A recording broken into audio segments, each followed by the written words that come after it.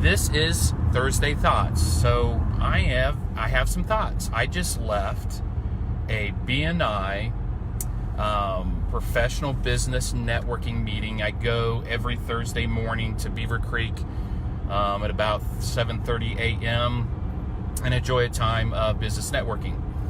And we were engaging in some conversations afterwards and so forth, and we were sharing how we got our business and where it comes from. And I know when I spoke for a few minutes during the meeting, I shared where I got my business, where it comes from.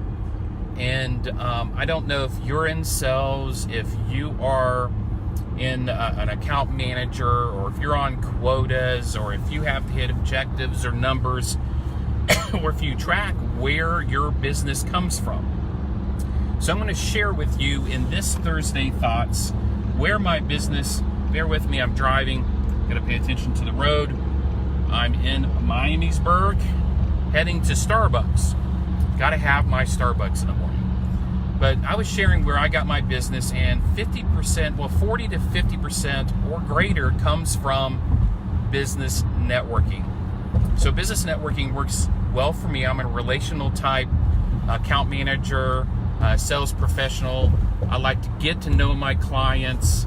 And networking works well with me because I get to know other business professionals and share what I do, and they share what they do, and we work together for mutual success.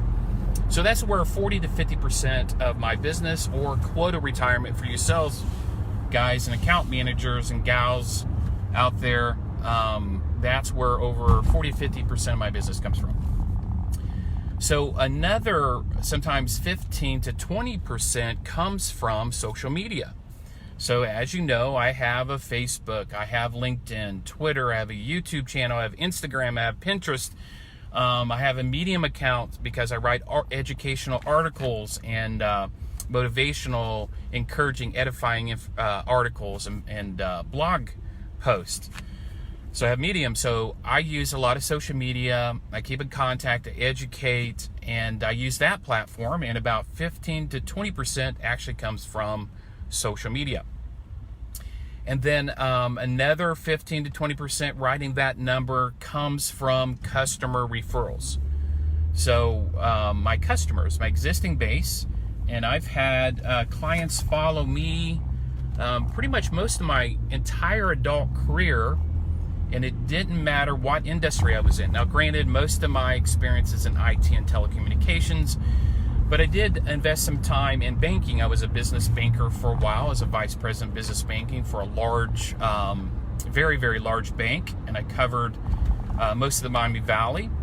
So I've had customers actually stay with me no matter which IT telecom provider I was with or when I was banking. So because I built those relationships, and they were my existing customers, very comfortable, eager to send me referrals and customers and clients and talk about me and do introductions. So that other percent comes from that. Now, about 10 to 15% also comes from cold calling. So I'll do cold calling, old school. I'll pick up the phone and I'll make those phone calls and those introductions and try to get meetings. So I do that as well. I'll do cold call drop-ins. I'll drop into targets or prospective customers just to introduce myself, drop something off. I'm not selling, and my style is not selling as well. My style is really getting to know the client, getting to know their goals, objectives, vision for their company, and not just for themselves, but personally. Because if I can save them time, save them money, increase their profits, help them solve problems and overcome challenges by leveraging telecommunications, the cloud, and mobility solutions, then if I'm able to do that, that impacts their personal life as well. So anyway, the other percentages there, I still go old school. I still do the picking up the phone, leaving the messages. I do email marketing. My email marketing is a little different because I usually focus on trends in the market or industry and how it's impacting their business, and share information or educational. And when I'm cold calling, or I'm on the phone, or I'm dropping in, I'm not selling. I'm not talking about product. I'm not talking about solutions. I just want to secure a meeting because their time is valuable too. Time is precious. Now, my time's valuable as well, and most people in the business world understand that. So I'm just there to show my face, make whatever positive impact I can, and secure, hopefully, a meeting. So when we were talking about that, why this relates to Thursday thoughts, right? So people, granted, okay, decision makers, influencers, people want to buy from people that know what they're talking about, granted, that have the knowledge, expertise, talent, a track record of results, and you know, they walk the walk that they talk.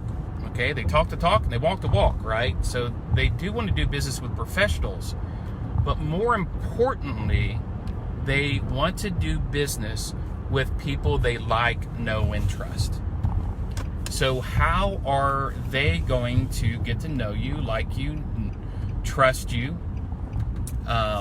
Because you can have the best price in the world, you can have the lowest price, but if they don't like you, they don't know you, they don't trust you, they may pay a little bit more to buy your product or service from someone else. So how do you build that trust? How do you get to know someone? How do you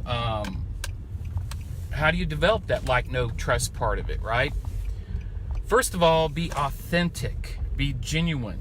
With me, and if you get to know me, and a lot of you folks here on my Facebook page do know me, most importantly on my personal Facebook do know me, I'm pretty much the same as I am here at work in the business world, as I am in my personal life.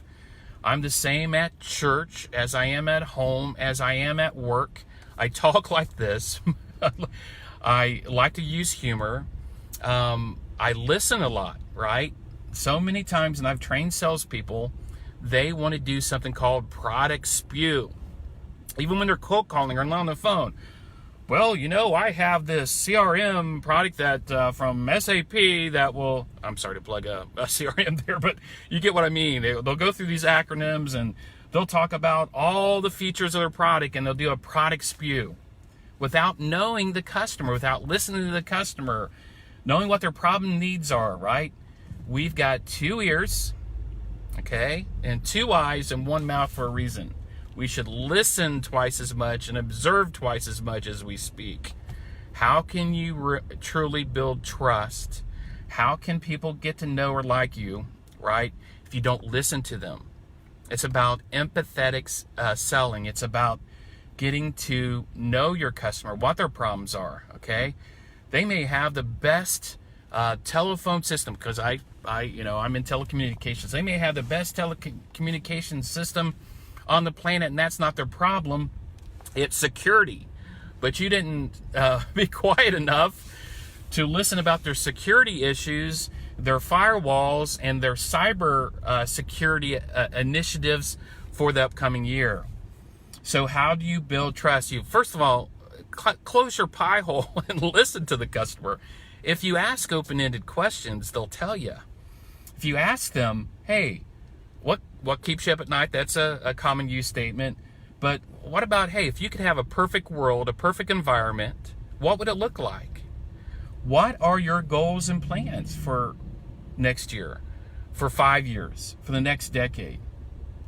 Ask them what they do in their hobbies and their personal time. Maybe they want to spend more time in the golf course. Well, how can you help them spend more time in the golf course? Does your product or service save them time? Can they offset resources and assets to you or what you're offering to give them more time, to give their teams more time so they can focus on strategic initiatives of the company? Get to know, build that trust by listening, right? And then having dialogue that solves their problems. Talk more about benefits, right? Benefits. Okay, they, let's say they had an outage, they had a data outage, because I'm in IT and telecom, right? So say they had a data outage, and at a certain time, every other day it goes out for 2 hours. Ask them how much it costs them for 2 hours of outage on productivity, efficiencies, sharing data, being connected to the other locations. Equate that time to money, because time is money. And if you can save them time, if you can give them time back, That helps them complete their projects. That gets things done on time. And that saves money. And CFOs and financial folks and accountants that work for the company like to hear us, consultants or account managers, saving companies money, right? How else do you build trust? Well, get to know their circles or build a close circle, right? I mean, like a referral base. Now, a lot of people do networking and referrals and they exchange cards. Well, with me, I'm not interested in throwing cards around or superficial networking.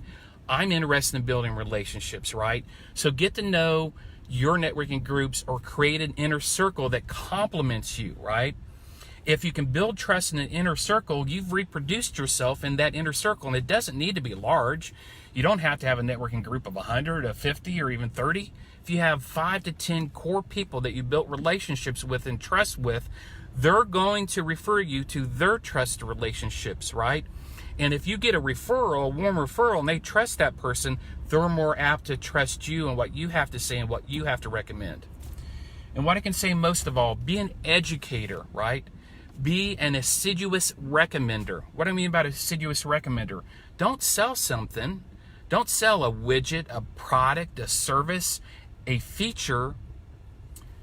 Educate them on the benefits. That's what they truly want. Benefits. Talk about benefits. It will do this so you can achieve this. Get to know their strategic plans, right? A lot of publicly owned companies and nonprofit organizations and hospitals have strategic plans and initiatives that are public that you can get right from their website or request it.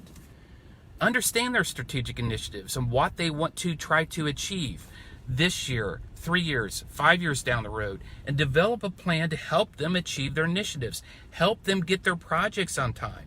They don't care about, hey, this feature, that feature. Some of these features they don't even need. What they truly care about is the benefit. Build a trusted advisor position. Don't product spew. Don't overtalk your clients. Listen to them. That will help you build trust, right? Make yourself likable. No one likes a real starch, computer-operated, scripted salesperson. Be yourself. Always be yourself. Authenticity, genuineness will get you much further in life than being fake, uncaring, or overly scripted or robotic, right? Be human. People want to do business with humans. We're all humans.